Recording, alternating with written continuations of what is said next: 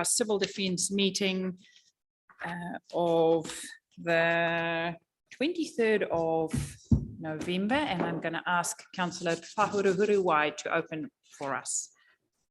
Sure, Bishop. Kia ino I tātou. I te atua tēnei mātou I taku whakamoemati kia koe kia hia tō. Anakitanga ki runga I tēnei huihuinga, kia putai ngā whakaaro e roto I te rangi Māori e. Mō te aroha nui ki o tātou hāpori, a puta no te taira whate.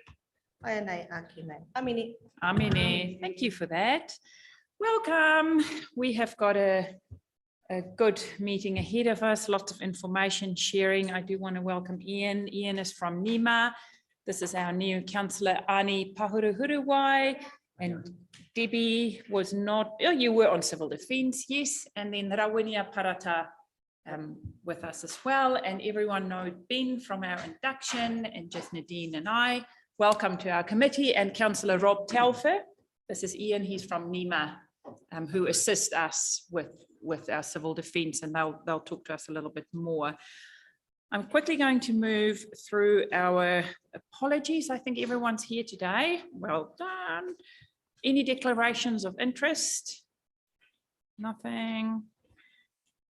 Let's go to our action sheet on page 3.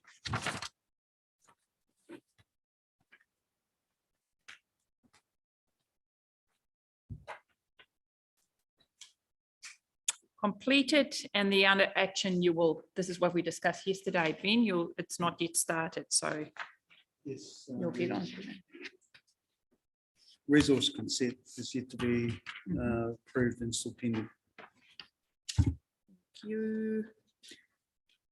If there are no questions in regards to our action sheet, all cell phones turned down. There we go. Good reminder for everyone.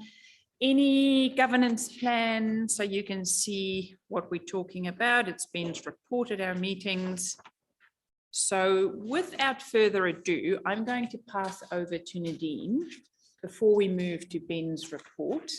And Nadine is going to do a short presentation, just a refresher, like we did at Audit and Risk this morning, just to make sure everyone's on board. What are we doing in this committee? What's expected of us?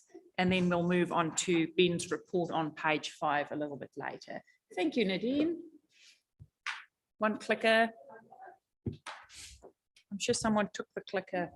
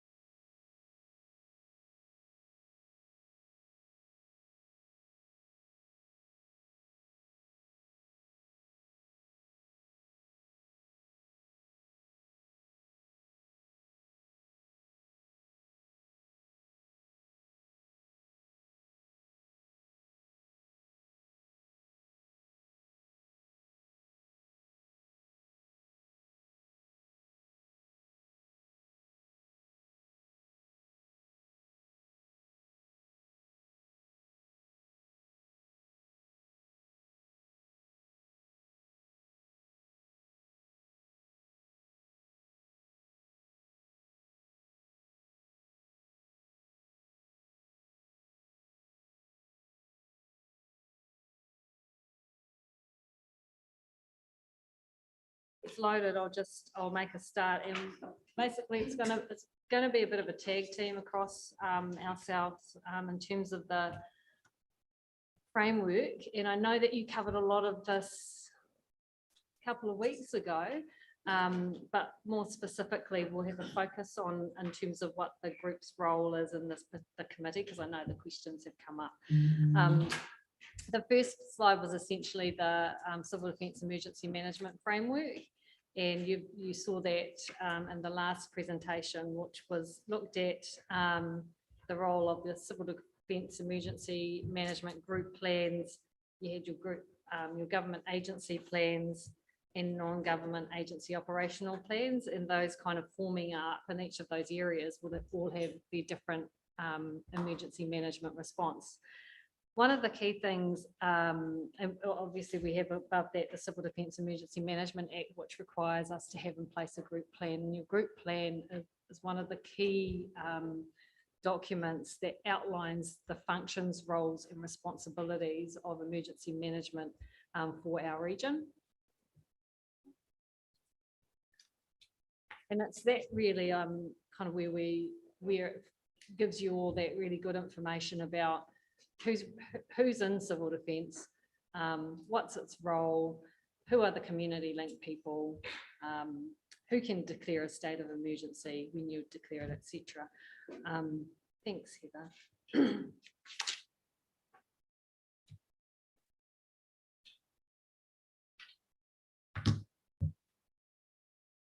So that's the framework that I was just referring to that you would have seen last time.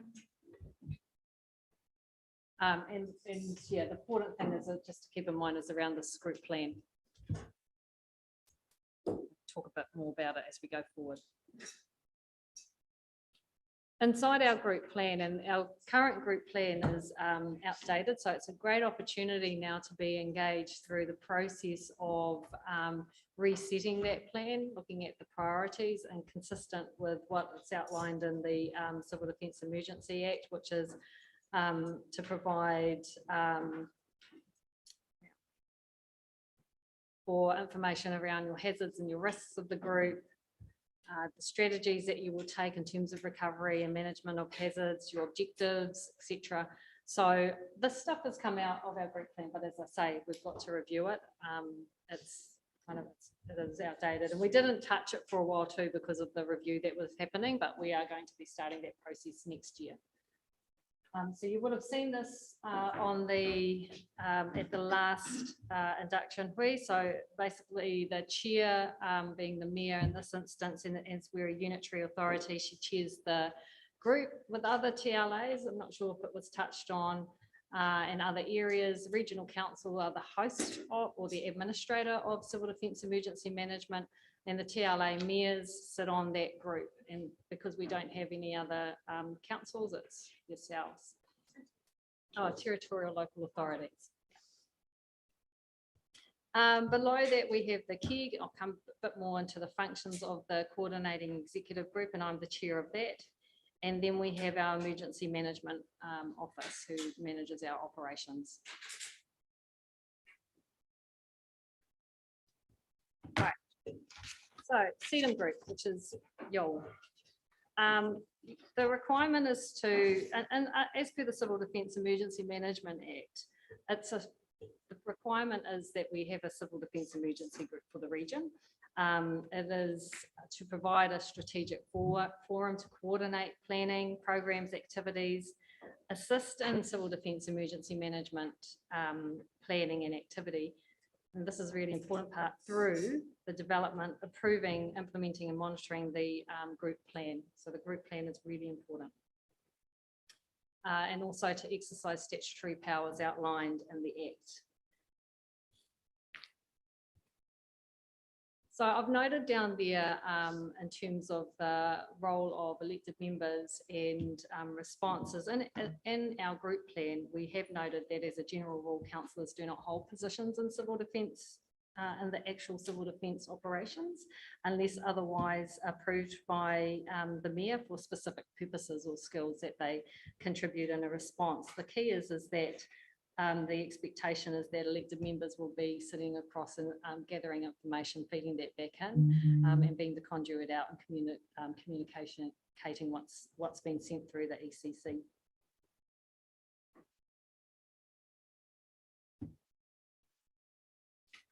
Feel free to ask any questions, and yeah, feel free to jump in. I was going to say, can I just go back one? The CDEM group is actually this group here. It's because you're a unitary authority, the Act says that the CDEM group is a subcommittee of that council. And you've established your CDEM group here, and others that have got a number of councils, i.e. Manawatu Whanganui, there's 9 councils. The CDEM group there is the mayors. So, yeah, so you're no different than other groups. You're just set up as a subcommittee, and you actually have the same powers as the mayors. So you're the group for the Tairāwhiti, the CDEM group. So you have a governance role, I guess.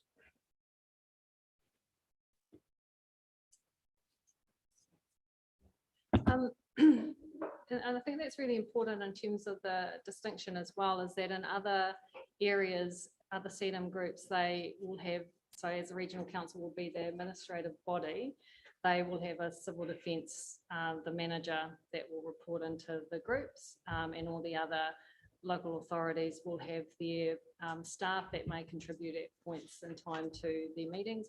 We don't, it's just us. So, and then by the Act requires the group to have in place a coordinating executive group, which we refer to as the KEG. So I chair the KEG. The KEG is required by law to have particular members.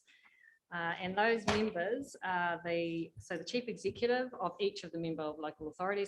So in other region KEGs, there'll be maybe 5 or 6 chief executives from the councils, senior police or employee who's assigned for the purpose by the Commissioner of Police, a senior employee, volunteer or contractor of Fire and Emergency New Zealand, the chief executive or senior member of Health and Disability Services operating in our area, and any other member who we want to co-opt into our group.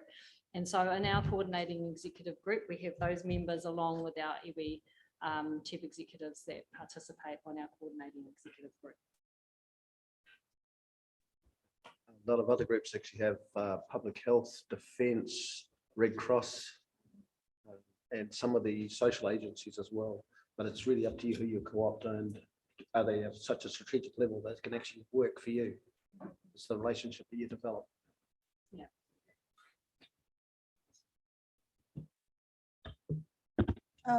Just a question, Nadina. Is the Eastland helicopter involved in that? So Eastland Group, in terms of the chief executive, that's one we had been talking about, to send a formal invitation to send a delegated person, if not themselves. But we do at the emergency coordination group, we have Eastland Group team members involved at that level. So there's the KEG, and there are subset emergency groups as well. How often do you meet? 4 times a year, yeah, or as when and frequently if we need to, and we probably will include some more as we work through the group plan review process. Yeah, Nadine, you just mentioned the makeup of the group. I'm just wondering, what is the link out to the communities? Because a lot of the time, like the rural communities, a lot of the time when there's a civil defence thing, it does involve different catchments. I'm just wondering whether or not federated farmers with their whole network link may be worthwhile having a, like, I don't know what the current link is there. It's probably more so the Rural Support Trust that we would have that connection with, as a Through the WC. yeah, instead of the federated farmers. They've got a broader scope in that area, but we do have a welfare coordinating group, and they're part of that. So there's different layers here. So the chief executive or the coordinating executive group, basically kind of the advice. So they, we will provide strategic advice to you to make decisions of a strategic nature, or any policy decisions that are required. We'll make sure that we implement the decisions of this group through providing, because we're the ones that have the resources that will be able to operationalize and mobilize staff, and then task, people like Ben and our other staff to be able to do some of the work that's required, which does include reaching out and engaging with our rural community.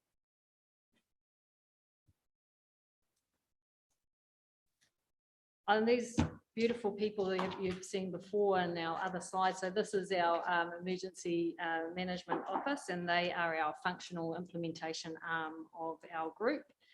So they do the do, basically.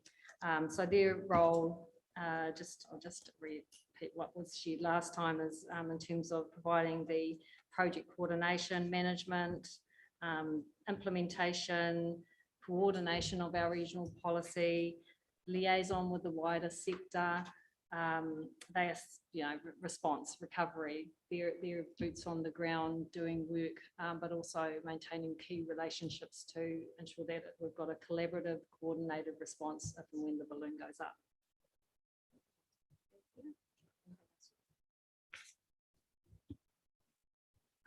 So then we move to key, and there are other groups involved, which I think we've got the end, but we just want to talk to some key positions. So group controller, our group controller is Dave, and council also made a decision this year that Ben would then take over group controller 2023, and then Dave will be alternate controller in that space. So that gives us a bit more muscle and able to cope in cycles if we need to do that. Currently, the alternate controllers are myself, Phil Nicholson, Helen Harris, Ben, and James. So the group controller role or controller roles are appointed by this table or by the CDEM group. And they basically under a state of emergency get powers conferred to them. So power to stop roads or command resources or enter property or evacuate people. In a state of emergency, and when Dave is group controller, I no longer can boss him around. I don't know if he shared this with you, but I'll just put it in, it'll keep until he's back into his normal position.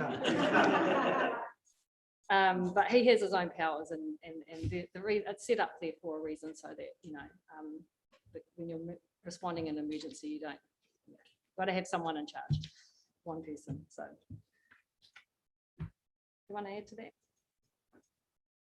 Yeah, I'd just say that the Act is quite clear that the control actually has all those powers, and they're quite, in some way, draconian powers. You can actually force people out of their houses, you can prevent their civil liberties, and that power sits with them, so they're trained to a specific level.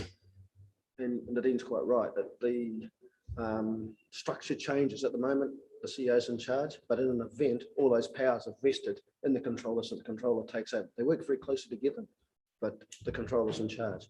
You're still the governance part of it though, because you appoint them. And you can also resolve to remove a controller. Yes. If you so choose to. Then we have our recovery manager, and our recovery manager is James. We do need to find a suitable alternate recovery manager to support James in that role. So this is another role that is appointed by this table or the CDEM group.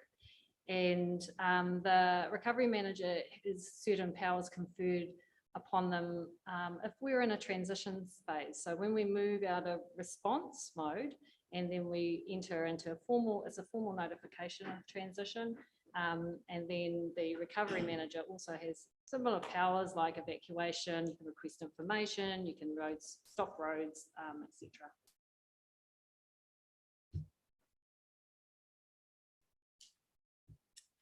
We have our group welfare manager and area coordinator. So you would have met Dallas as our group welfare manager, and her role is as chair of the Tairāwhiti Welfare Coordination Group, and coordinates all that good stuff to support our people in a response and also in that recovery space as well.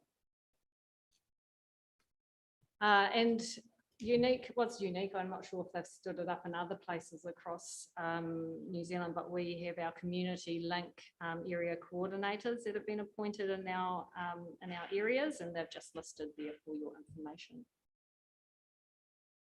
And so they formally feed into our operations when in an emergency. They're the conduit on the ground that provides some intel there. Do you want to make a comment? Community link, for those who aren't aware, the genesis goes back to Bowler, or post Bowler, largely aligned to the then wards, but we've, I guess, over particularly the last 18 months, have redefined those areas, and probably will add a couple more in there. To be honest, it just reflects the frequency and the complexity with the events, and some of those areas, particularly Waipu as an example, was actually very large in geographic footprint, and the ability to actually segment that. We've got a bit more, I guess, localized sort of connectivity with the communities specific to the north of the Waipu, south of Waipu, and equally coastal Ruatoria, or down that area between Wharepunga and up to Awanui there. But certainly a key part I would highlight for the team and how we actually connect now.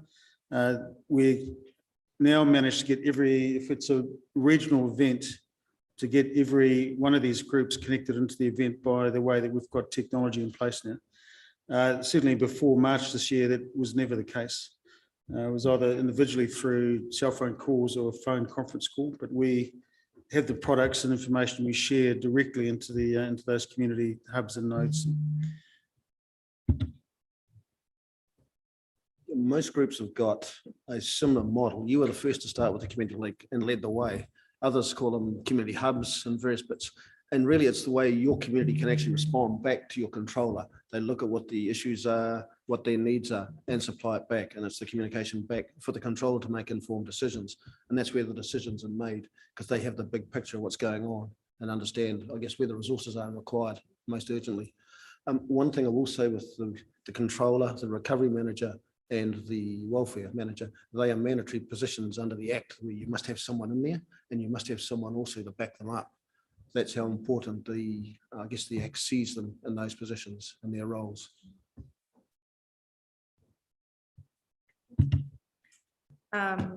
It's good to hear that we're revisiting that, because, you know, since COVID, we now have the established hapu leads, which are critical on the ground, kaimahi throughout the coast, throughout the Tairāwhiti. So it's timely that it's all reviewed as well, just around personnel, really, I think. And that there's additional places that you've also thought of, which the hapu leads, I think, probably could fill that gap.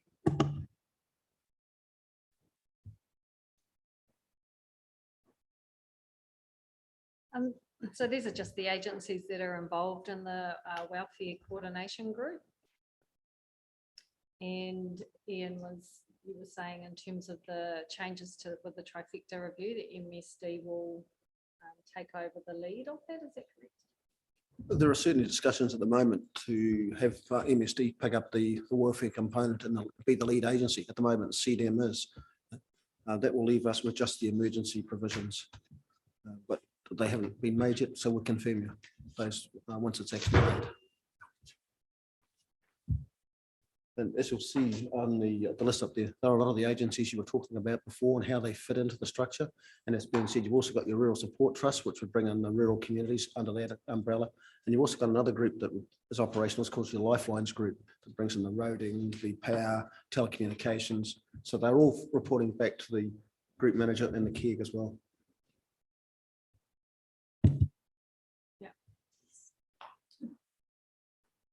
And then, so there's the emergency services collective with the Eastern group in that group, and that again is to report in through to the KEG on their activities.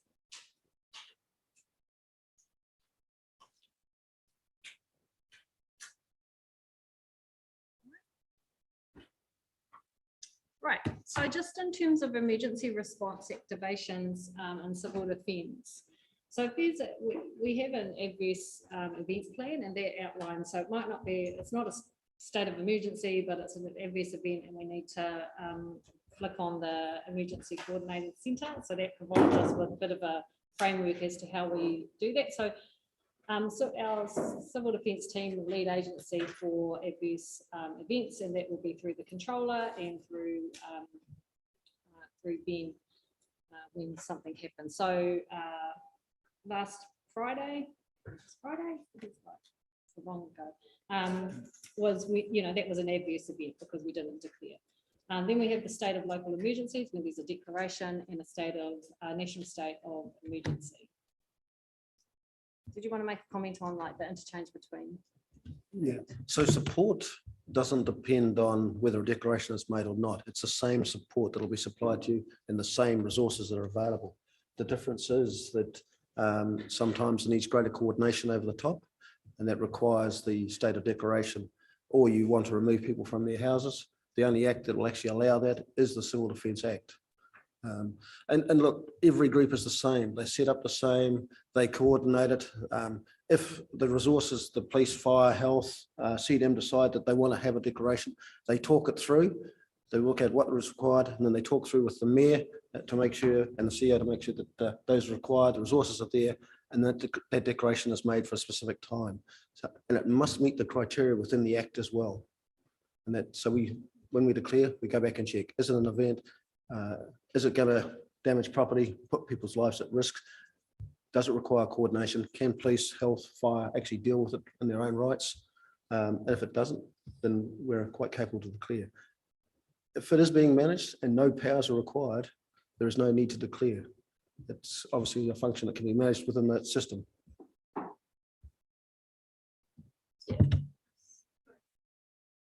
Only when there's things like that that you need to evacuate people that you declare.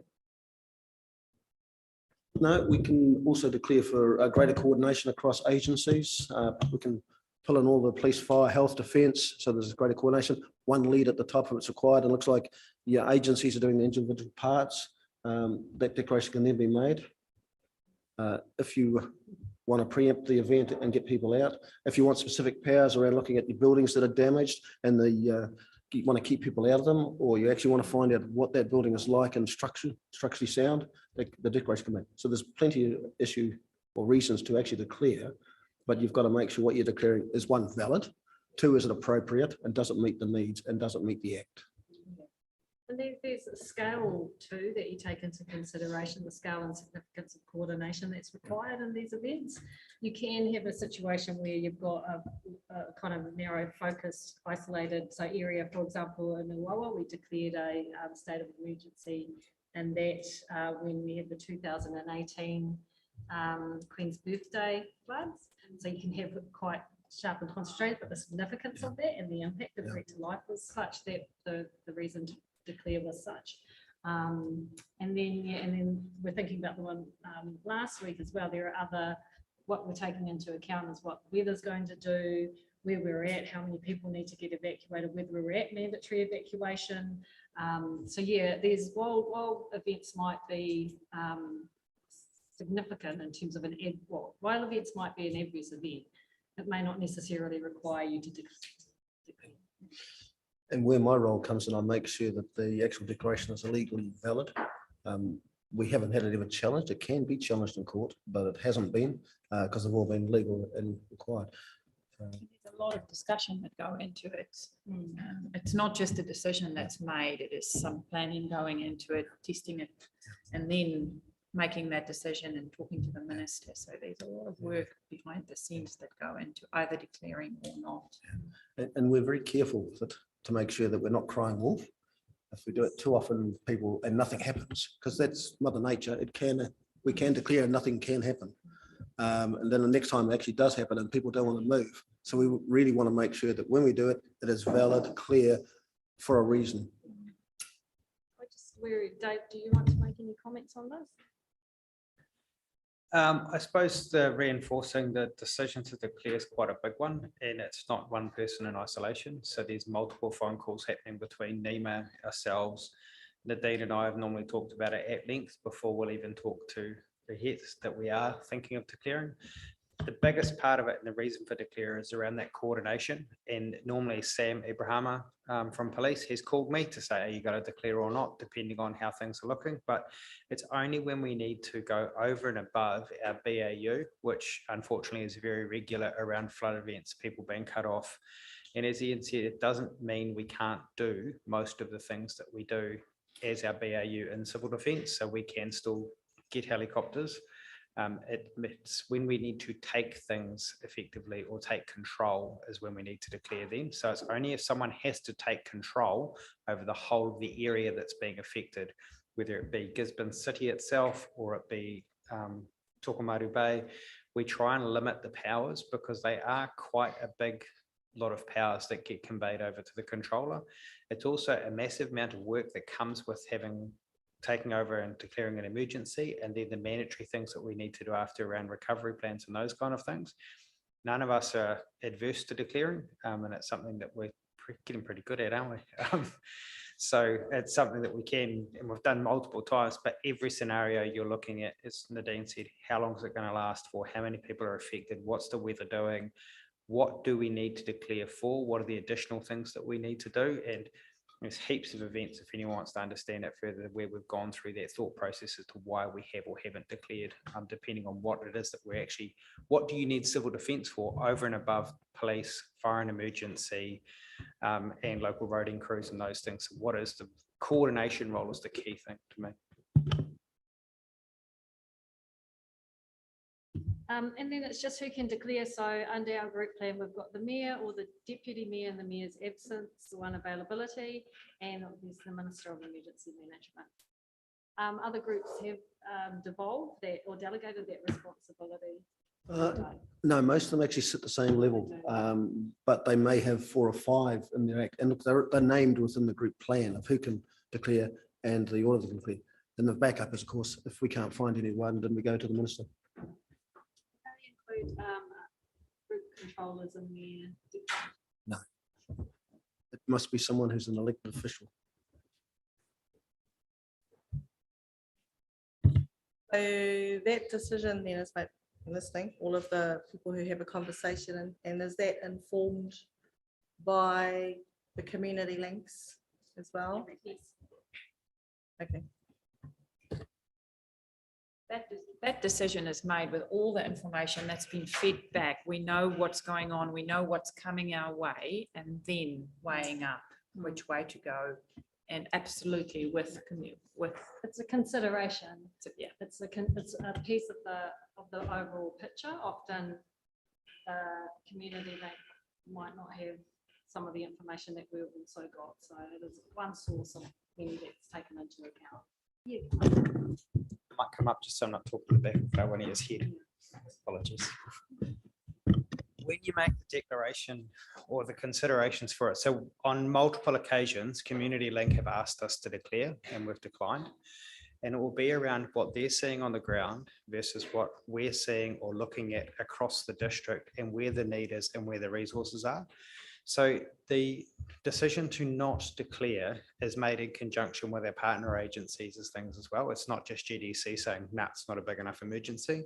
We'll be talking to police, we'll be talking to FENS. So Uawa have asked us to declare multiple times where we've said no.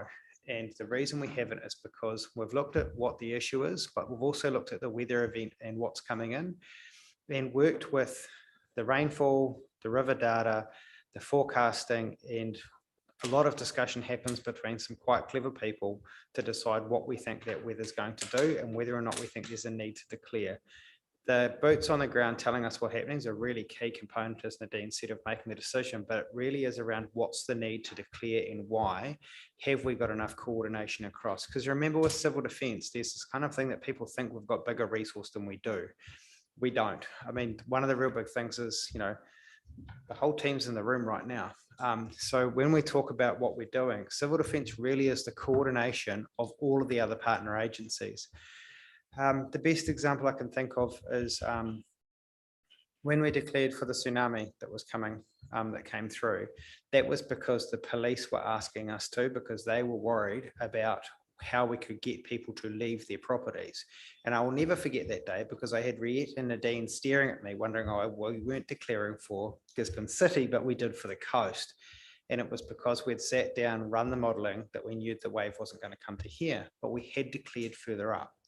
And it's that thing where you're looking at knowing what we know, looking at the gaps, and then making a decision. And I'll be honest, Nadine will back this up, I'm sure Emma as well. Being a controller is the loneliest job in the world, and you're always making decisions in the absence of information. You never have 100% of it. And every single time you've got to make a call because you're the only one here to make the call. So when it comes to declaring, there is the gut feel that you're running off, which is the learnt experience. Then there's all the experience sitting around the table and then looking at what's happening on the ground and seeing how do we best respond to that. And that's really when we work with our partner agencies about, and it's normally Sam who rings first around, we need powers to be able to do this. Can you take over? So, and I've got to, I won't say it, but we'll then go and coordinate and look at how that looks across things. The civil defence emergency when Sponge Bay flooded a year and a half ago, we had to declare for that one because we were talking about going onto people's properties and asking people to leave in the city. We were asking people to move out of properties and the police needed the mandate to be able to go into properties. So we declared so that we could then enable them to go and do things like that. So It really does depend on what's needed and what's the response and what's proportionate to it. And that's, I suppose, the biggest thing. What's the proportionate response for what we're dealing with and what enabling things to our partner agencies need as well.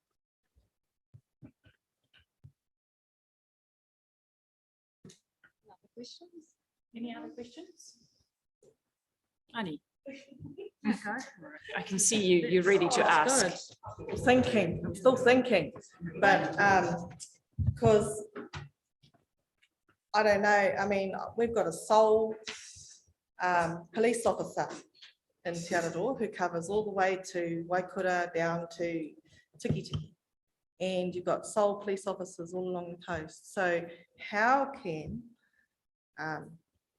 Apirahama be well informed about what's actually happening across the region, given that it's actually our hapu leads and our community leads that have the better information in terms of what's actually happening on the ground. So why would that hold more weight than what's actually being fed back?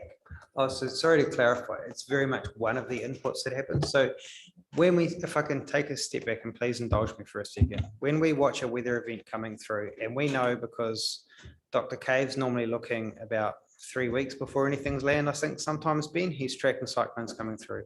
So we'll have 2 weeks, 10 days, 3 days, 24 hours when we really know what's happening.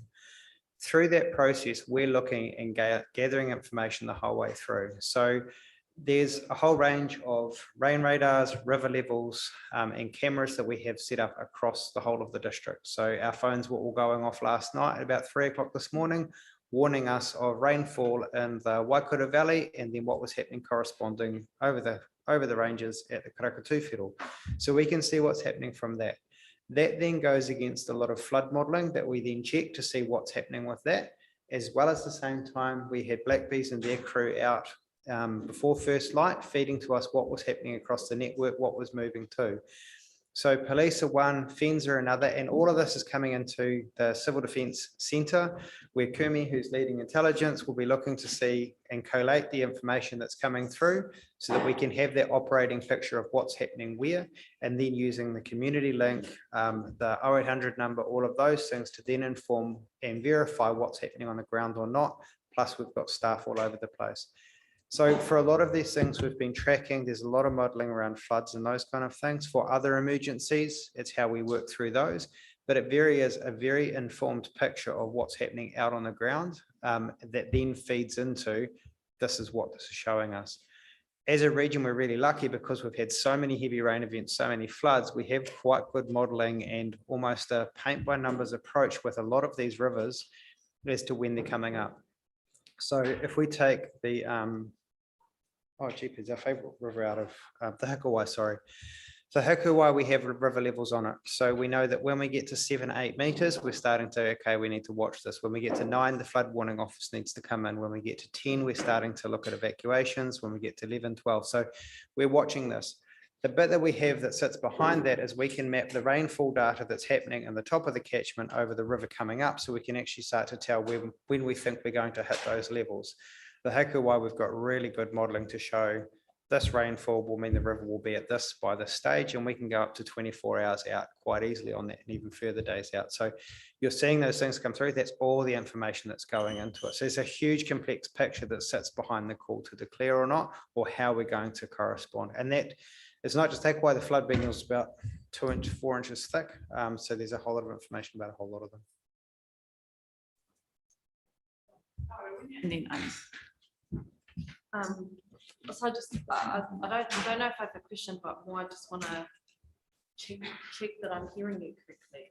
So the state of emergency, the declaration of a state of emergency gives us more powers to make decisions, not necessarily more resources in order to do what civil defence should do. So there's a couple of things. It gives us the ability to coordinate other resources than councils. So it means that we can use police, fire, the helicopters, those sort of things. When it comes to funding, that's a discussion we're constantly having with NEMA around that. But in an emergency, if it meets the criteria, we do it. And it's a very quick conversation, and NEMA are pretty forgiving for us when we do it, most of the time, Ian, around how we've got the criteria pretty well set for assistance. It's an emergency, they're affected by it, then we get it and get it done. council has a lot of coordination stuff already, but it just gives us the ability to coordinate other people's resources and direct other resources in an emergency response. And do we as council or you as the controller feel like you've got enough resources and connections up into the coast where we're most vulnerable? So one of the things that the team have been working on for a number of years now is building our capacity and capability across the coast and also out to the south and west as well. Some of the really cool things that Ben and his team have been doing is around the ability and upskilling from small things, and a lot of stuff was done up at Wharikahaka, for example, around radios, learning how to use them, first aid courses, coordination. That's ongoing and will always be ongoing, and particularly for a lot of our civil defence groups. Some activate often, like Uawa. We're looking at how we can support them more and more as we get funding. The containers are a perfect example of that, of how to upgrade some of the resources that community have ability to, and reprioritizing things like radio so we can get further links. We've still got blind spots across Tairāwhiti, but we're definitely trying to work with the community, and the team are always available to go up and try and help build that capacity and capability where we can. Honey.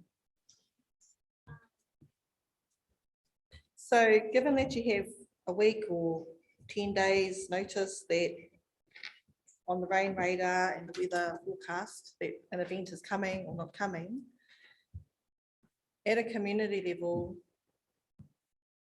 whānau are also seeing, well, they're not seeing 10 days in advance that there's going to be a weather event, but they do see debris around bridges, that tree about to fall over, that bridge about to be taken out. So I'm wondering why, I know not civil defence, but precautionary measures, preventative stuff, where does that come into our mahi, if at all? So Because we know how long it takes to get a bridge up the coast, right? If a bridge is taken out through debris being wrapped around the bases and the approaches being, undermined each rain, and those bridges took 20 odd years to get there in the first place, the communities are very protective about their bridges because they know that if we lost one, it would be many years before we got a replacement. So we have a prioritized list of things that we do when we know we get a heavy rain event. The issue that we're having is the outstanding flood damage on flood damage on flood damage across the district. So even with the bridges, we have a number of bridges across the network right now that have debris up against them. It's around being able to mobilize the resource to get out, get it cleaned, and then knowing that it will happen again quite quickly afterwards. So the Awatiri Bridge, for example, we know we've got contractors lined up. The closest, soonest they can get there is Monday next week, and we know that we've got an event happening in between. So the issue we've got is around resourcing. We also don't have the budgets, and we don't have the funding from Waka Kotahi to go in and do preemptive work like that. So there's rules around our funding for what we're able to do. For some areas though, particularly for flood control, there are protocols that we have when we have a heavy rain event coming around then going out, checking floodways, checking pump stations are working. We have the same thing for in the city. We have protocols around jetting of our main trunks, those sort of things to make sure that the city is prepared as best as possible in those timeframes. So where we have some flood controls in place, we'll make sure that those are working before a big event. For roads and things, we will, where we can prioritize, but again, it's very constrained by budgets and the sheer scale of the problem that we have across the district.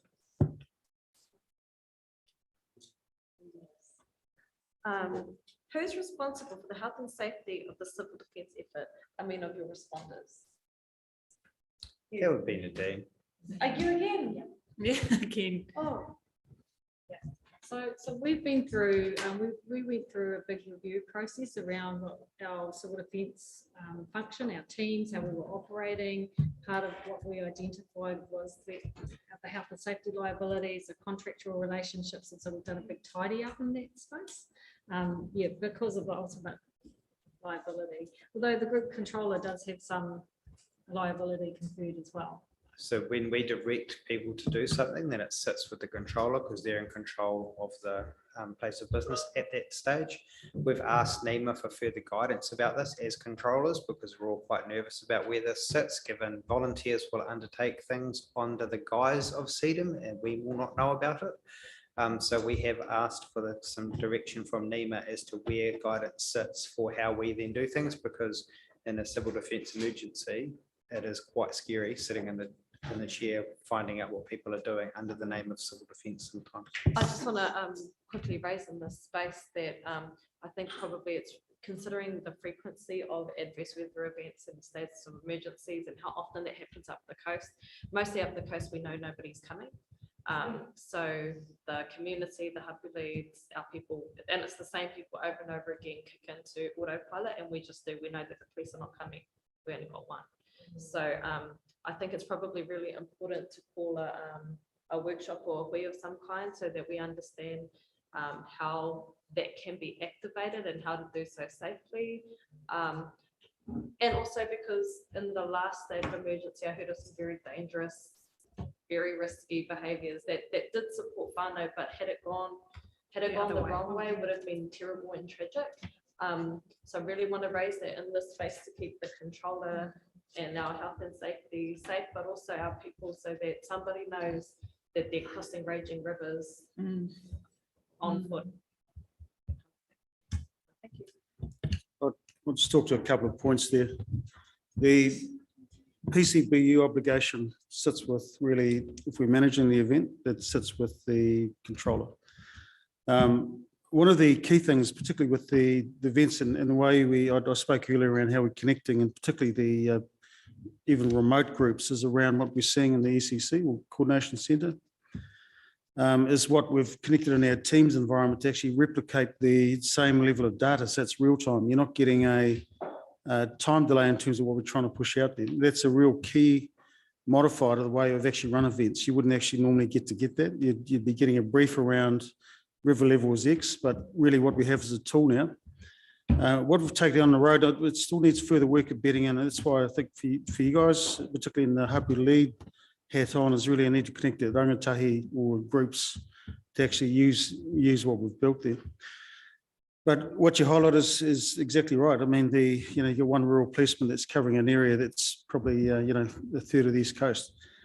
So, but really, when we look at the community link, it's not just the individuals. And so I took Ian Smith, who's the recently retired from Waikahu. But Ian, in that, certainly is someone who's sat in the emergency area coordinator role, is sitting alongside the policeman, the local fire chief, Hapu leads, and equally anyone else that's in that coordination space for us. So connecting that information in real time means that really it's responsive in terms of what you're dealing with, because you're really at ground zero. We're detached by the fact that we're away from the event, but we have the eyes to actually see the bubble, whereas you're looking at directly at the local site in terms of impact there.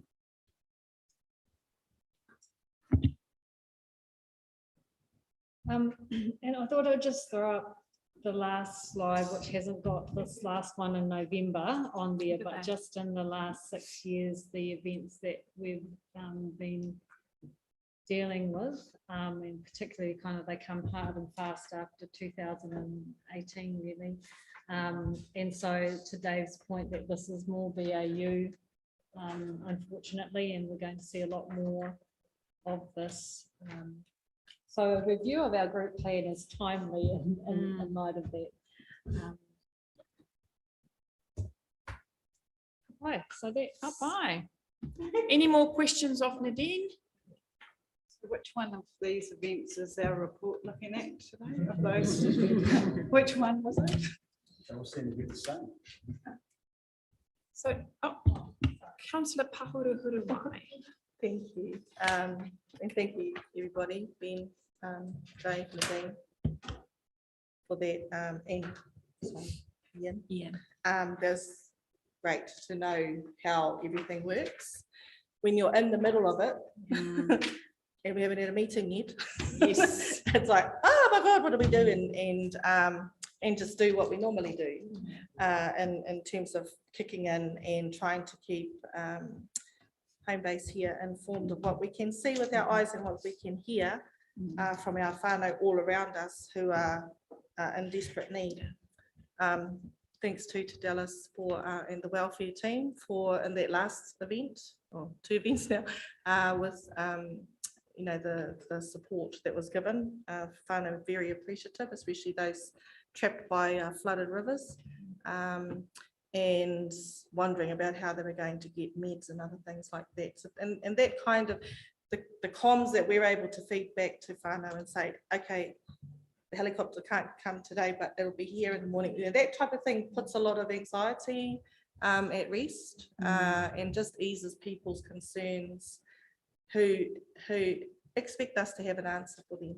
And if we can put their minds at ease that it's okay, or the weather is, the weather forecast is showing that actually it's okay, whānau, it'll be gone by tomorrow.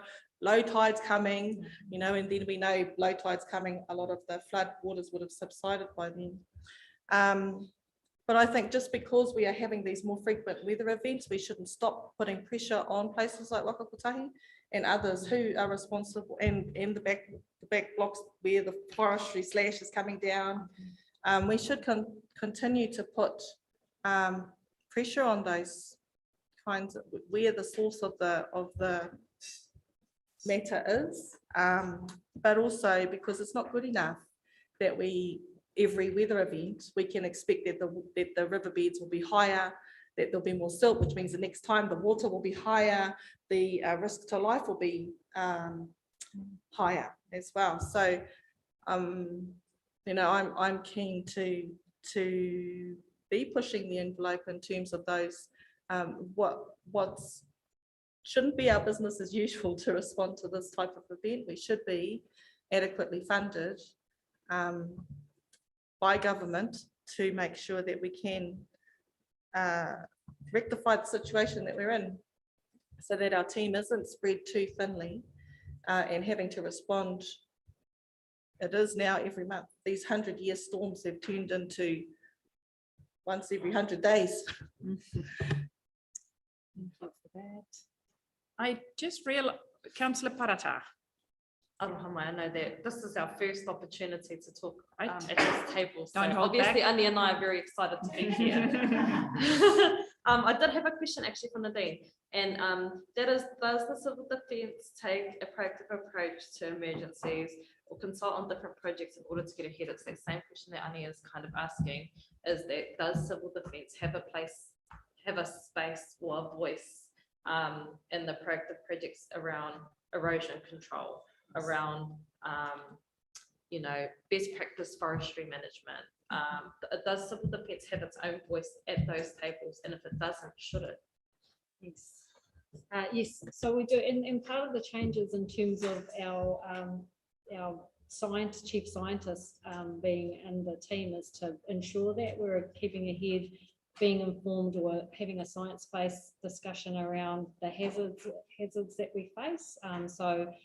Dr. Cave has done a lot of work in that space, earthquake risk, tsunami modelling, mud volcanoes, so that's a proactive place that we are actively occupying. I think there's benefits of the unitary model as well, that we are connected across the land management and best practice and advice that's been given out, informed by science, which is also informing the review of our plan and the hazards that we need to be preparing for. So there is a requirement for us to identify hazards and to have a plan in place to mitigate, and we'll respond if we need to.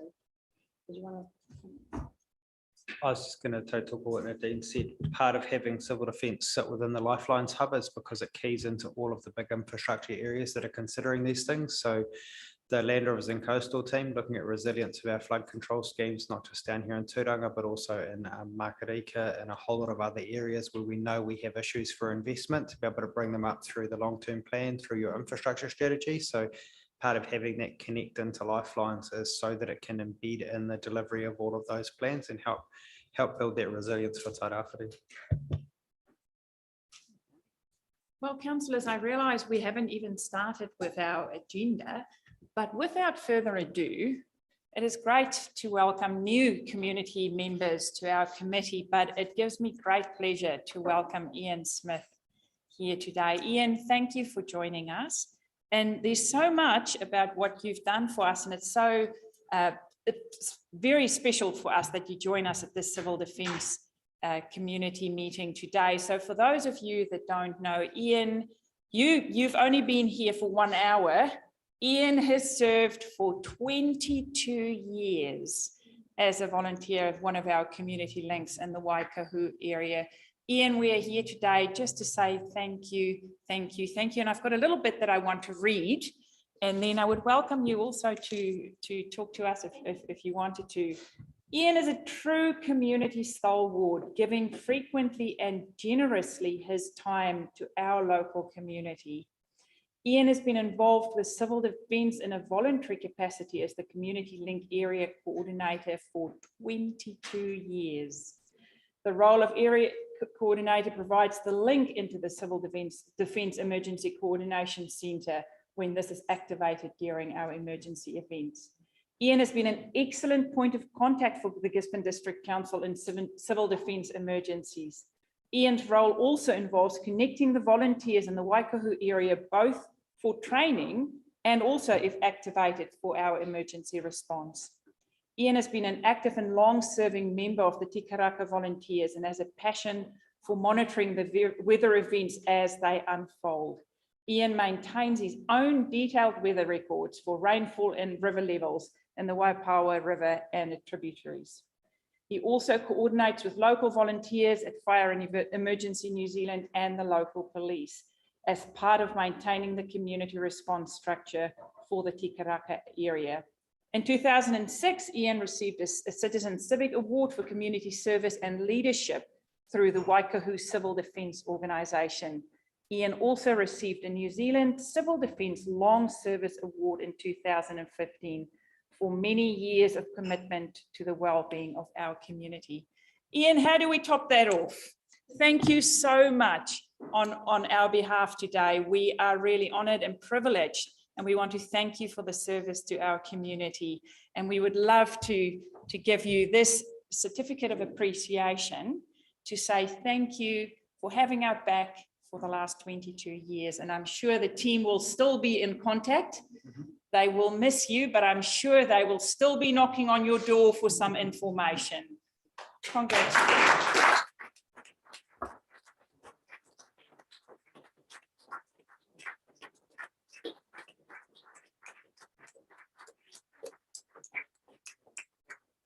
Ian, would you like to, and then after, would you like to say a few words to us? Come and sit here. Yes, I would actually. Absolutely, you take a seat here at the top of the table. You know, it's, so often on these occasions, I seem to receive a very nice certificate. But at the end of the day, I'm backed up by an enormous team of guys out there. In many ways, I've been on the back of giants. There are guys that have come and gone before me. And yet I seem to pick up the accolades, for which I'm very grateful. So it's always nice to be recognized. There's a couple of things I'd like to say, actually, listening. I mean, I know my hobby horse has always been the riverbed, as you know. And I believe you've got the tools here in the river monitoring system for every individual to look at his own computer and see exactly which tributaries are rising at what rate. That is the indication of the weather that has fallen. No need to look at the clouds for what rain is coming. Start at the Krakatawhero, if it's an easterly coming in, start at the Krakatawhero, watch it come across. That rain is not going to increase. What hits the Krakatawhero is going to hit the next river system, and the next one, it'll get into the side tributaries of the Waikahu, the Waipoa, and it'll exit via the Tiarai, hopefully. If it's further north, then we may have a problem at Te Karaka because it's going to raise the Mangatu and it's going to raise the Waipoa. And that's when we start getting nervous. But I know you guys have had a really hard time on the coast, but we have actually been quite relaxed because we knew where the rain was falling. And while you might have been thinking, well, we're having a rough time, I wonder how it's going on in Te Karaka, we're thinking, no problem here, really. But everyone has got the ability to look at their computer, look at those individual rivers, as I have been doing for years, and monitoring the rate of rise, because the rate of rise, if it's speeding up, that's not a good thing. If the rate of rise is slowing down, that is a good thing. And that's critical to understanding what's going on, in my opinion. Anyway, that's my hobby horse. Thank you, Pat. And thank you very much for this. I really appreciate it. So Ian Ben is also just going to acknowledge, and then please join us for a cuppa afterwards. I've only come for the cuppa. Oh, there we go. There we go. All sorted. Yeah, kia ora, Ian. Tēnā koe. We had the privilege of meeting with you in your community a month and a half ago. We signalled your really intention to hand over the rākau to the new team, and actually being a part of that new team by being a kaumātua. For it, I'd probably term the phrase a data kaumātua as well.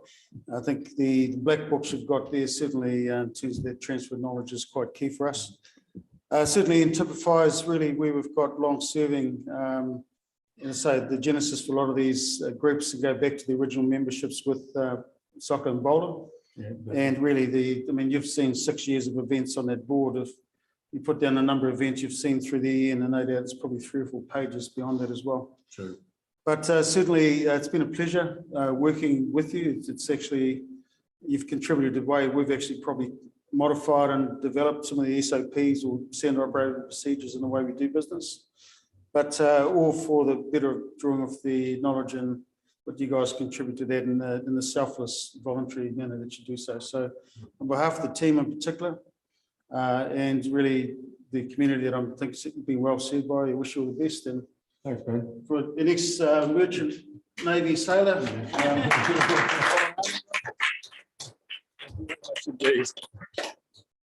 Allowed to go now? Absolutely, you're allowed to go now. Ian. Councillors, let's break for a cup of tea and then we'll start with our agenda.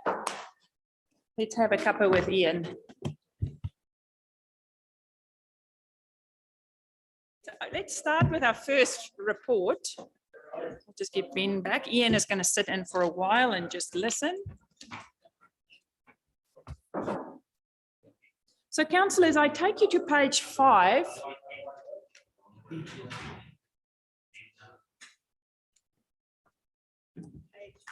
Page 5. Okay, councillors, we're now going to our first report of the day, which is our civil defence report, and I will pass over to Ben. We take this as read, and then Ben will give us some updates, and then we'll open the floor for questions. Thank you, Ben. Good, thank you, Worship. So the report, obviously, we just mentioned we'll take as read. So I'll talk to the salient points relative to the way that we've structured the report. I'll actually talk to at the end just really the format for the report as we head into the new year, and just some obviously the key bits that connect into what is the group plan review, which will be happening under your tenure. So good time to be coming in, and really you'll be quite a key group in terms of setting the direction for that new version of the plan. So just the overall summary, and I'll just move through the page 6. Just in terms of general tempo, we've, as you see in the presentation the Dean just provided, the last 6 years, but if I focus on particularly the last 12 months in particular, certainly the level of frequency, the intensity, and what we sort of actually accept as a normal way of operating now, just reflects really the impact of what the team and how frequently we're actually activating or being in a state of readiness for events. And I'll certainly highlight, as I mentioned, with the provision of the way we're connecting with our community link and equally with our own internal tools, and the ability to actually sort of maintain connected and the situational awareness for the way we provide events. We've actually built that capacity internally. That's an awesome bit of work that the team's worked on.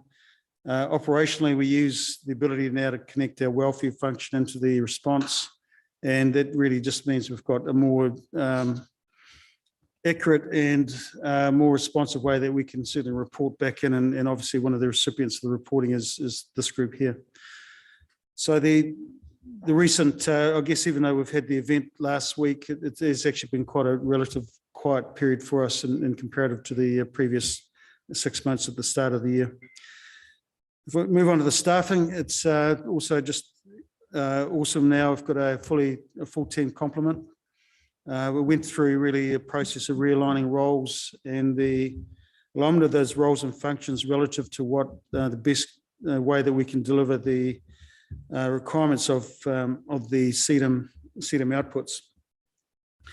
At this stage, we're also looking to possibly enhance and add to that with a recovery orientated emergency management advisor.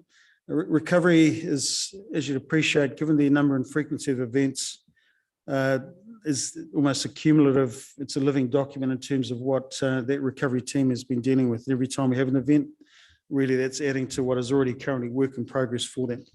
But that's more in James's brief and remit for that.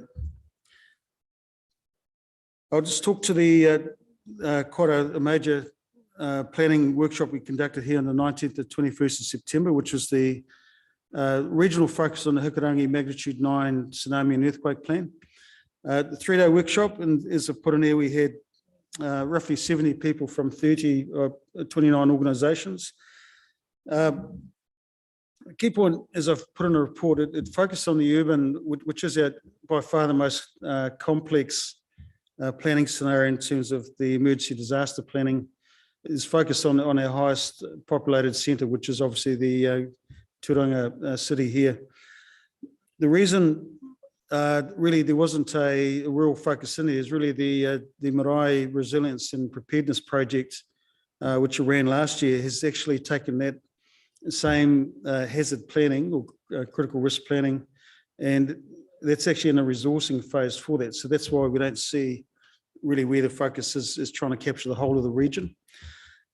Equally, what the challenges faced for Gisborne City, where you've got 21,000 people directly impacted in a magnitude 9 event, affords a far more, I guess, complex scenario in terms of both scale and the magnitude of that disaster.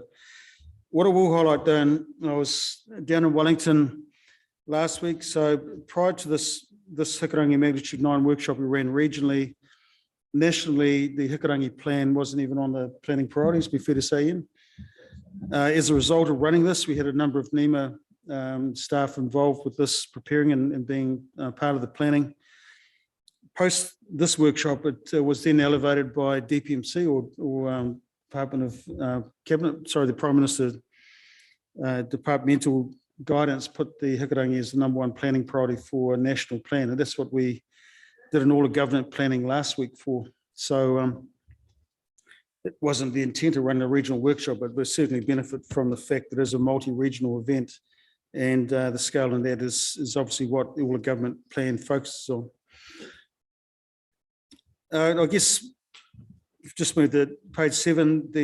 One of the key readiness activities which resource and really focus on for how we get the readiness message out there has been the Shakeout campaign. And as I've just given the synopsis there's an international as well as national event.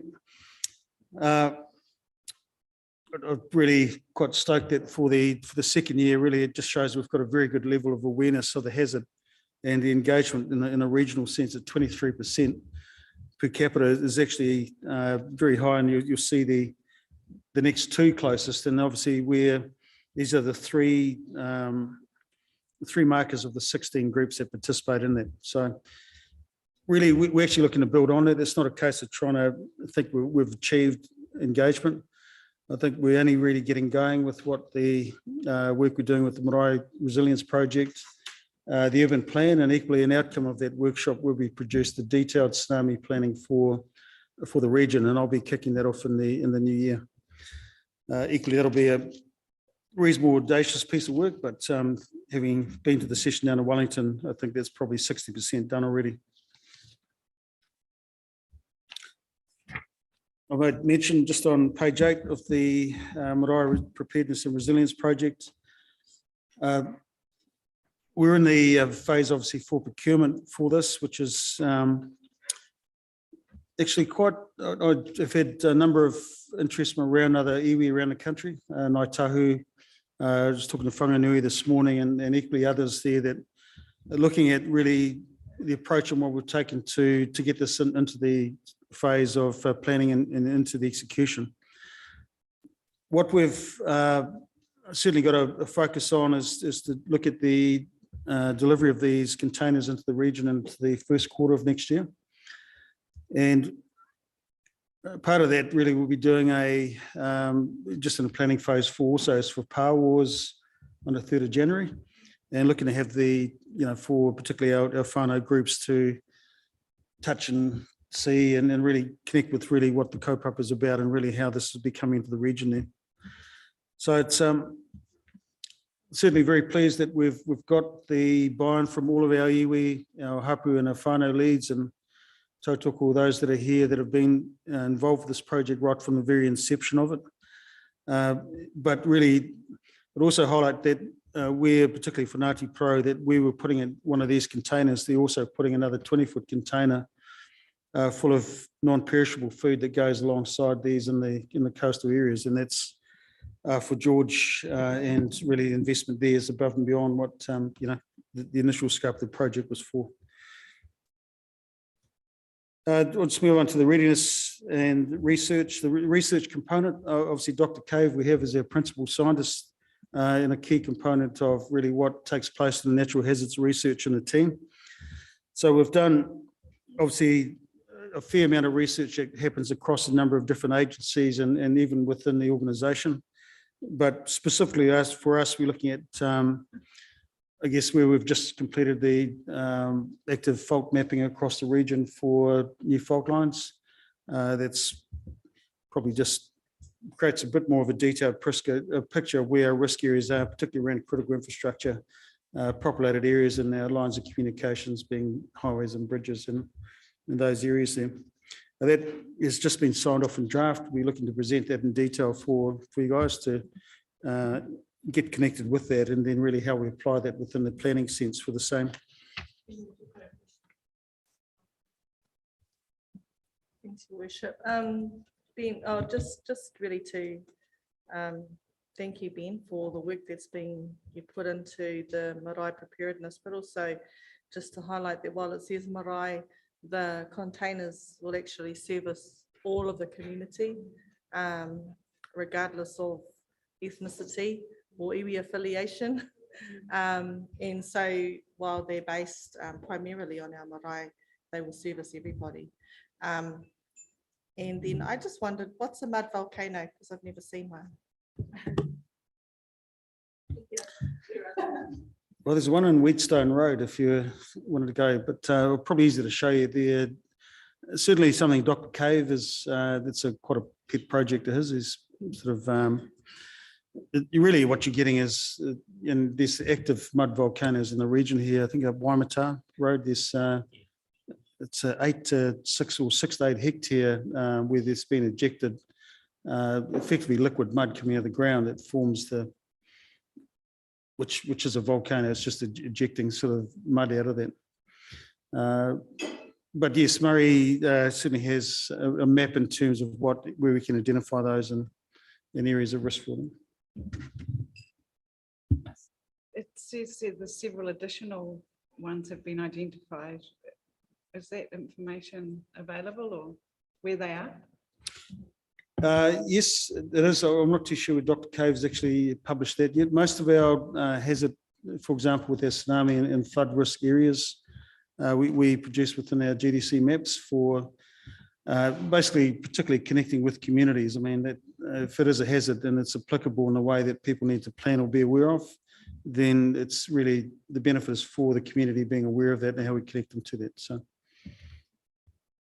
what we can do, maybe record that as an action item, is to provide a presentation, a brief one, because Murray could possibly talk for a very long time on the areas that he's passionate about in terms of hazards, because it's really quite interesting and will inform your thinking as we go into the group plan. being duly warned, that'll be the case.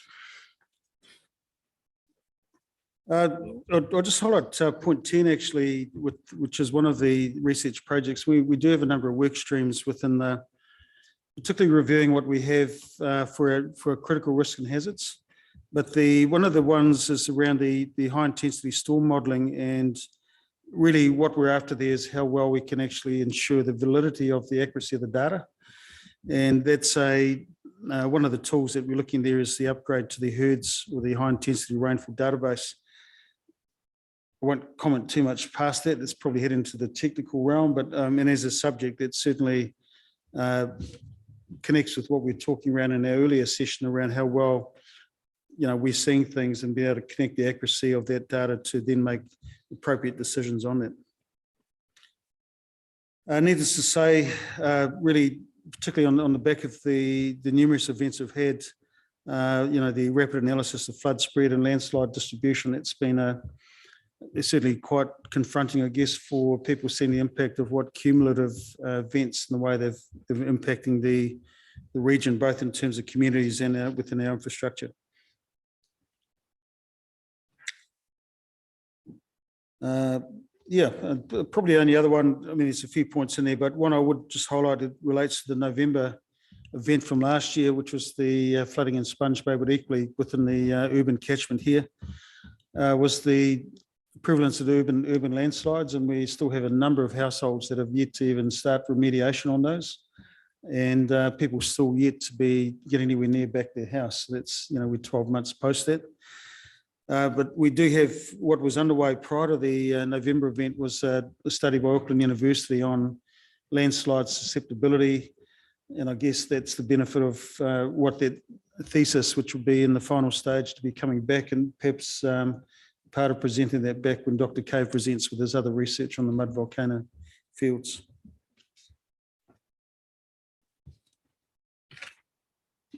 I'll just now move to page 10. This largely, these points largely relate to the NEMA, or the National Emergency Management Updates. The top item there is I just spoke to the catastrophic planning event for Hikurangi. That's what I attended on behalf of the group last week. Certainly a number of different, but certainly a very able group of people. We spent the week in the base of Parliament and produced an end-to-end planning for getting the national plan connected to what our regional plans need to be connected into. Where we are, particularly as a region, I would say that we're not, I wouldn't say that we have the tsunami evacuation plan that I would be comfortable to say that we have a plan, but we certainly have the start state, the bones in terms of what and how we can actually build on that. So hence bringing this into the work stream for 2023 is really be looking to do that within the first quarter of next year, probably around that March, April period, to run that as a combined training event that will also include the likes of some of our NEMA planners and our science planners to be part of that, conducted in region here.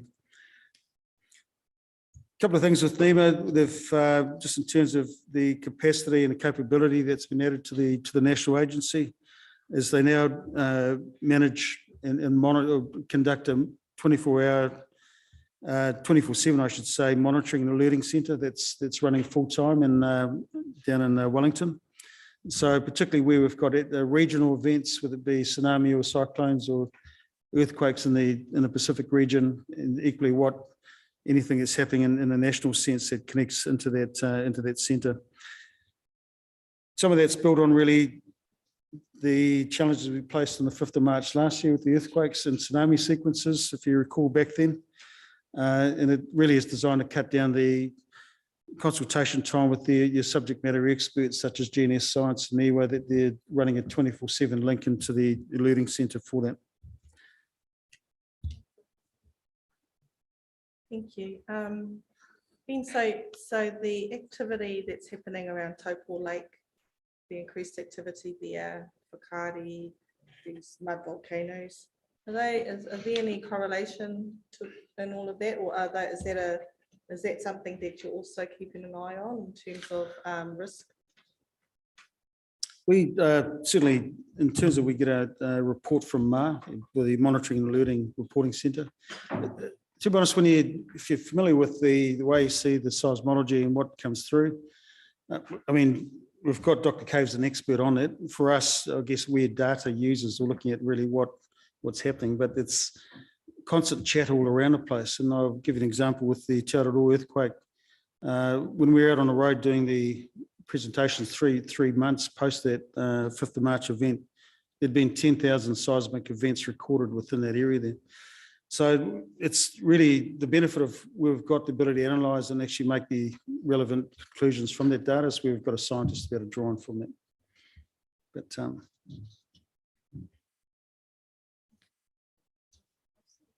back on the page 9 about the report that the Department of Internal Affairs did on vulnerable communities. I was just wondering what that report was going to be used for, if there's any way that we can get leverage off that for funding for anything, since we featured in it quite in a starring role.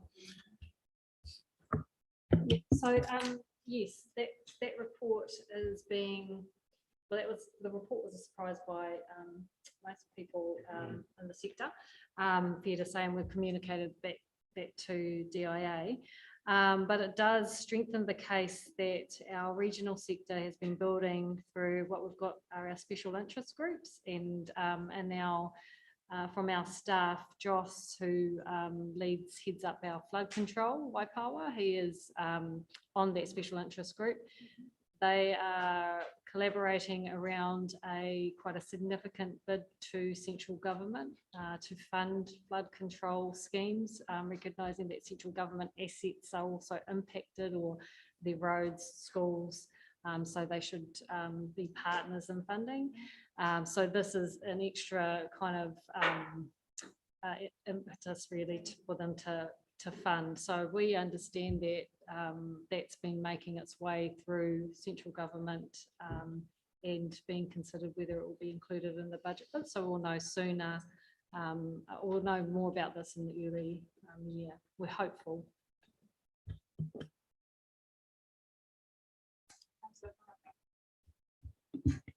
I was waiting to the end of the report for my questions, but they're a little bit earlier up. I was just thinking about the Hukurangi Trench report, and was there a list of communities? It said rural communities. Was there a list of communities that that's supposed to affect? It's the impacts of Hukurangi are pretty well, they exist well before today. So the tsunami maps that we have largely represent the fracture in the Hukurangi Trench. So really, and that's been the basis for the container project, has been around, they've been placed as priority locations given the risk, it's the impact of the hazard. And that's why for the first 9 going out, 7 are going into Ngāti Pro, primarily into those rohinga where there's high susceptibility to the tsunami hazard. The plans in detail will look obviously beyond, it's probably not so much response largely for Hukurangi event is anywhere from 15 to 20 minutes, even for where we sit here.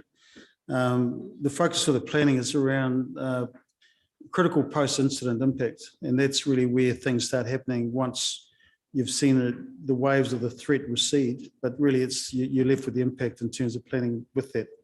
That's where emergency disaster planning kicks in. So, you know, had he then taken account, you've had 21,000 people displaced from everyone that's on the other side of the river in the Awapuni area, to then effectively the considerations for housing, accommodation, sanitation, hygiene, and which is why for the rural areas with the containers, they largely deal with that, or at least give people a head start. That's far beyond the scope of being able to fund that. Certainly wouldn't expect Te Puni Kōkiri and iwi to be able to be the funders for it either.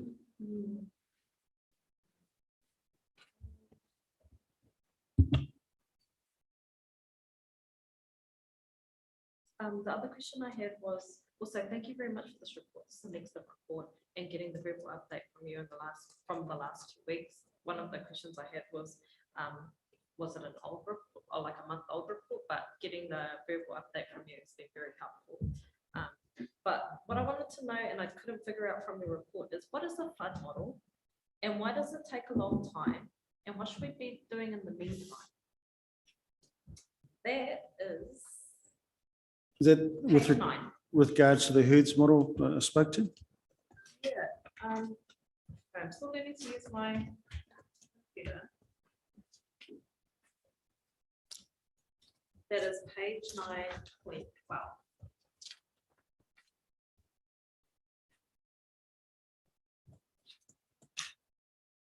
Page 9. Yeah. The arrows. Yeah. What arrows is? Yeah, I just want to know what is a flood what is a flood model? And the data requirements for developing flood models for rural communities are significant, and there is a long lead time required to ensure the needed data is available at full purpose before flood models can be developed. What is that, and what does that mean? So I'll jump in there, and then Murray will probably tell me off in a second anyway. So when we do flood modelling, there's a number of different things about rainfall, height, but then we have to take into account conveyance, how much water we're moving and where it lands and how far away it washes away. So when we do flood model heights, let's say, I don't know, let's say we get 100 mils of rain in the Waipu, for example, we would expect the Waipu to respond in X way because of the volume of water that we know that it takes. But then what we're doing is starting to look at what happens when you get more rain, when you get climate change, what happens with that. So for example, really complicated one for us to do was actually I'll use the Waipawa River if that's all right. When we did the flood control scheme there, we looked at the velocity of water that the Waipawa could take. Then we added on the stop banks to find out the height that we needed to raise them to climate change. There's a whole lot of different factors that come into account when you do flood modelling, because the water also picks up pace, which scours out the bottom of the river, which gives you more height in there as well. So when you're doing flood modelling, you're looking at how much water can it take, what the effect of the river will be, how fast will it be flowing, but then also what are the things that are new in that catchment that could speed up or slow down water within it as well. So flood modelling is looking at what we know versus what we know will happen, and then looking at what are the other effects that can hit it as well. So that's why it takes time, because you need to build up a knowledge bank to then be able to apply something going forward. So how does this catchment respond in these different types of scenarios, which is where you need rainfall amounts, river amounts to then be able to build up what that model will look like going forward. Historical data based on new data coming in as well. Does that sound like a scientist then, Murray? Yes.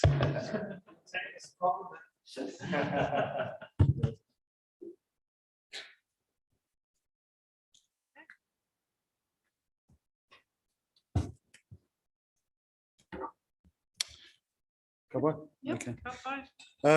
Mirror relief funds, obviously, Your Worship, just for there was confusion around the state of inclusion or with the GST, so that's been confirmed by NEMA, and I think they should make things clear in terms of The more actual money amount. we get, the better.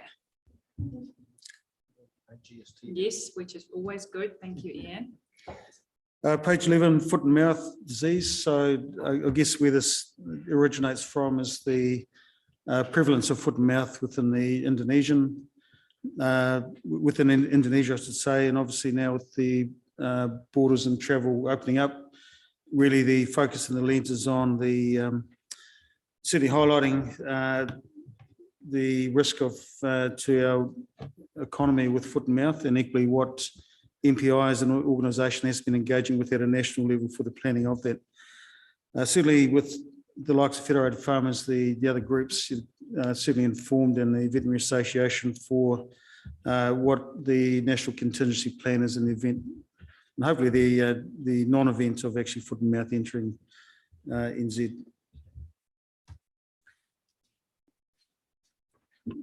Just the other updates there from NEMA with public education initiatives. NEMA's been through quite a significant increase in capability and capacity. It's expanded from 50 people in to 180.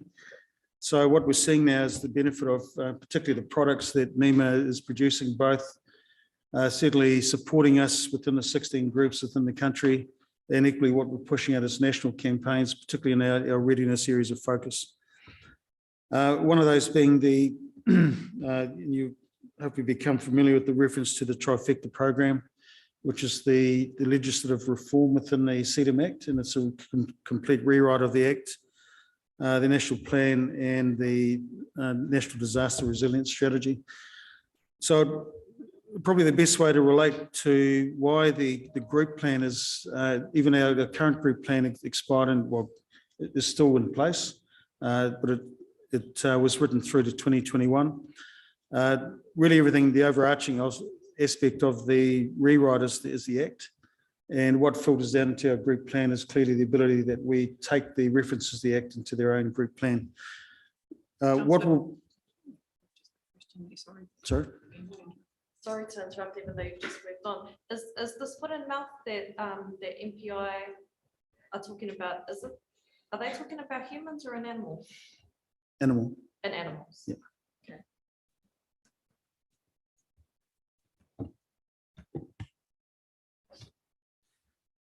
So just for the group plan, it will be, the project plan will be presented to you in the new year. I think we're in a place, the first draft reading was either going through the House before Christmas is the intention. If not, it'll be within the first sitting once they convene in the new year. Either way, really, we've got a project manager across the group plan that'll connect you really in terms of the intent, the project plan for that, and really the milestones and the map that'll take us into the consultation and equally the drafting of that plan.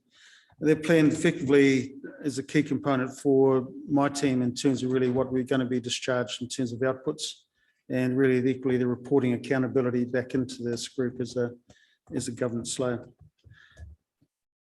So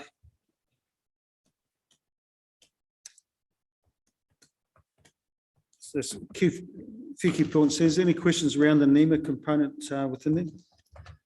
So it collates a number of different things that we collect at a national level. And I have Ian in his role as the Regional Emergency Management Advisor, certainly a left hand, in this case, a man, that's always present, particularly when we're looking at either an incoming significant event or something that's happening underway.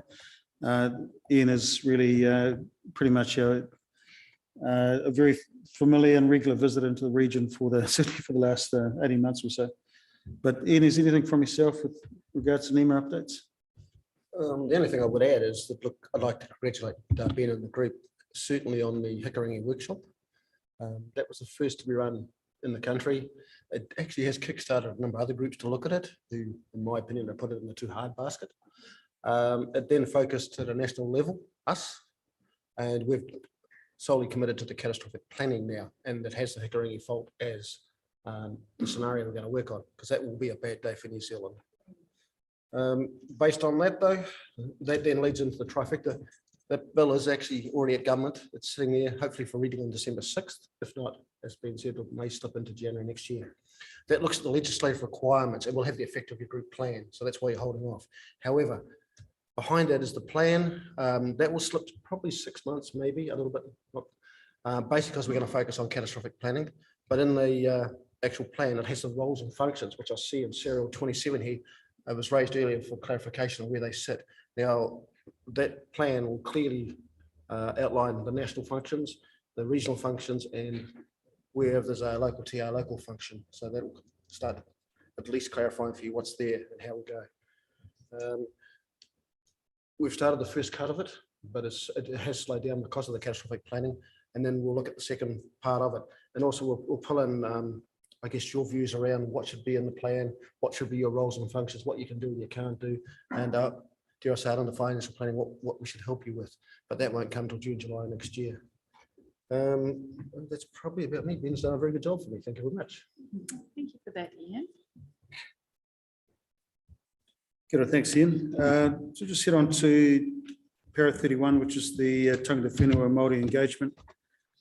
We're probably fortunate we've got certainly some very good projects that I guess are representative in some ways of how well we've got integration with the way we do our business, and I'm talking in the CDEM sense there, particularly connecting with Hapu Leads, the collective that makes up the project team for the Marae Resilience Project, really is representative of every key stakeholder we've got in there, and it's actually a good model for us, the way we've actually managed to leverage that.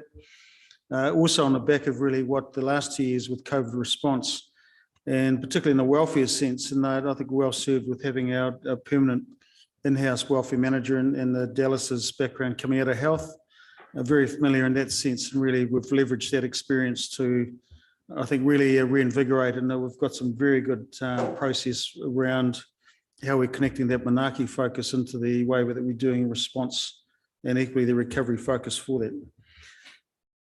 Equally, just at a national level, I was part of the Ohu Mahi for iwi Māori emergency management practitioners, and NEMA's, much as the Act focuses on really addressing the omission of iwi Māori within the context of inclusion into the Act. I mean, NEMA has put certainly a very key focus in terms of how we're connecting into the actual sector for that. So running what was quite a major and the first major wānanga for that in Porirua for the 3 days we were there in Wellington. Certainly it signifies a change in really the desire where Mataranga Māori, the inclusion of the way we operate is really the way that we're moving forward. So NEMA, certainly in terms of reviewing that wānanga, looking at really the handing on the rākau for that. I haven't put our hand up yet, but that's certainly by consultation. I think it will be taking it through if it is offered through Toitu, and really whether iwi would see themselves wanting to host what would be quite a nationally significant event for the same. And equally with that, as I put in the final point of 33, the inclusion of the Ministerial Advisory Committee for the same really is it ensures that departmental level that same approach filters down, up and down into the sector. So my final point really, it's really just a statement around the climate change, and I'd certainly for us in terms of what we see, and for those of you in the communities that obviously no doubt just as informed, you can apply really what the effects are, particularly from the events you've seen in the recent months. That certainly makes our world a very busy space at the moment. The only downside of being activated on so many occasions and the frequency of those, it actually impacts our ability to train at the moment. So we otherwise would be running a full emergency centre exercise in here to activate and train for response. We unfortunately in the aspect of responding on a very regular basis, and we really want to focus on that to 2023 because the training component is still a vital aspect of really keeping people fit for role, and that's part of what our readiness plan will take into the work plan for next year. So that concludes my report. Thank you for that, Mr. Green. Any questions? Councillor Parata.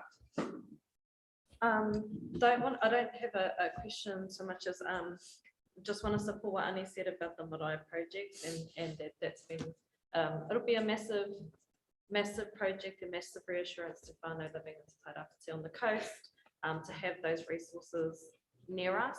I would just hope that if other regions are going to be using that model, that they acknowledge the good mahi that the GDC and your crew have done, and the relationships that your team have built with iwi and community in that space. I hope they acknowledge it if they're going to take that idea and run with it.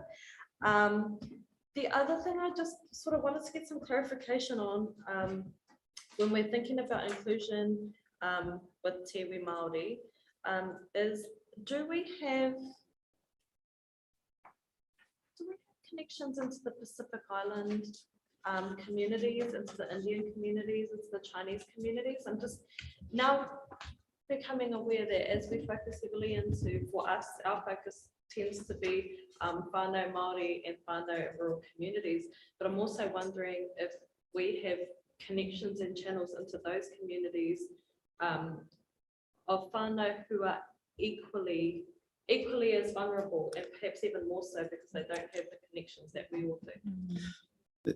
That's a very good question, and I think we're fortunate to have a very good answer from Dallas, who's been working in that space as part of the welfare, redevelopment of the welfare delivery. Thank you. Yes, so with the reset of the Welfare Coordination Group, that was a gap for me. I reached out to the Pacific Island Community Trust, and they are on board with us. And so we're, coordinating resources and linking and engaging with them. And I've also touched base with the president of the Tairāwhiti Multicultural Society as well. And they've got a representative joining our team on the 5th of December for our next welfare group. So that was one of the things that I noticed straight away, was the gap, that we were reaching out to everybody in our community. So hopefully, and as we move forward, if there are any other groups that we haven't touched base with, then that will be my priority. Kia ora. And then my last thing was just about once the marae projects are implemented, I think it is really important for the GDC, if there are public comms, to ensure that all whānau and te tairāwhiti are aware that those resources that were put up at the marae are for everybody. I think there's a lot of perception that perhaps those resources are intended only for whānau Māori, and that isn't the case. And I think it's really important that there's an understanding both from an iwi perspective and from a GDC perspective that those are community resources and they are for everybody.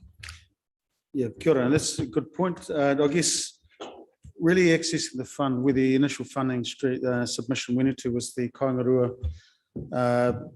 fund via Te Puni Kōkiri. So it really, the initial naming of it, I guess, was with the view of respecting that was the auspices for it.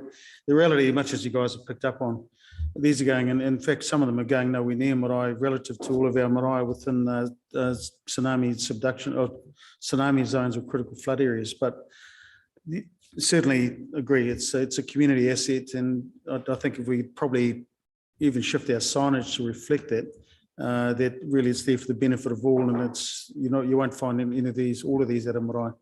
But yeah, that's certainly there for. Councillor Pahura-Huriwai. Thank you, Ben.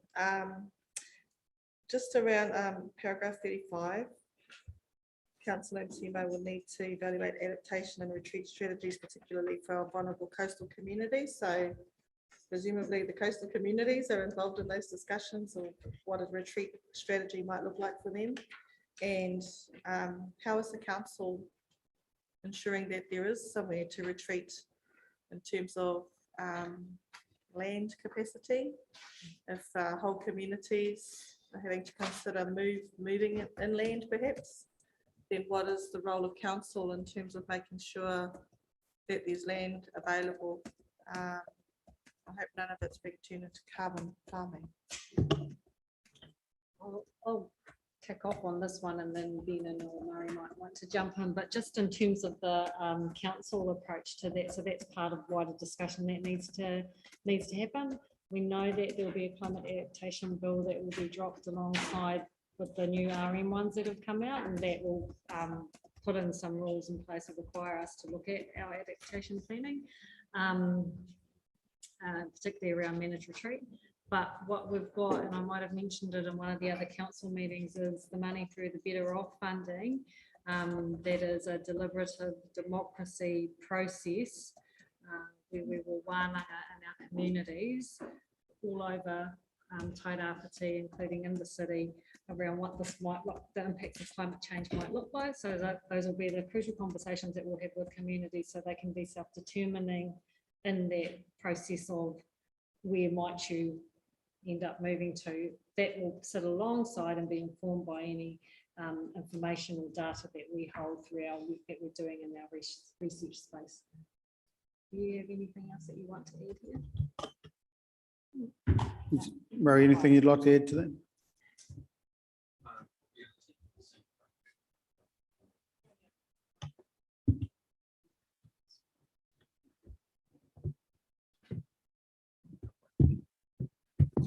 Kia ora, everybody. It's a difficult and complex issue, as I'm sure you're aware, and it's one thing to think about retreat from the coast, because we are experiencing quite a significant amount of erosion in the coastal zone in particular places. But then you have to identify where is actually resilient and safe to go to, and that's quite a complicated process. And even now, when we've just received the final active fault mapping project results, in some areas they are going through what would otherwise be considered probably safe from coastal erosion, but they're actually then in an active fault zone where we either have to put in notices on limbs saying that if you rebuild here, or if it's in a vacant section and you build here, then there are a whole lot of extra hoops that may need to be going through to make sure that those sites are safe. So locating properties where people can go to in a managed retreat situation is extremely difficult. And historically, we've had informal managed retreat in the past. North of Nuhiti, for example, there are some areas there. But it's now the fact is that it's an accelerating process that we're facing. And I guess the best thing we could do is not encourage people to build in places which are vulnerable now, and actually sort of give ourselves time. The report from the Department of Internal Affairs does identify that there will be cost pressures on councils, particularly councils like ours, to actually manage the process of managed retreat. And I understand that in the next stage of their work, that they will be looking at how that is resourced. Yeah, but I think fundamentally is that it's a community discussion and we won't be doing anything in isolation of having those conversations with them.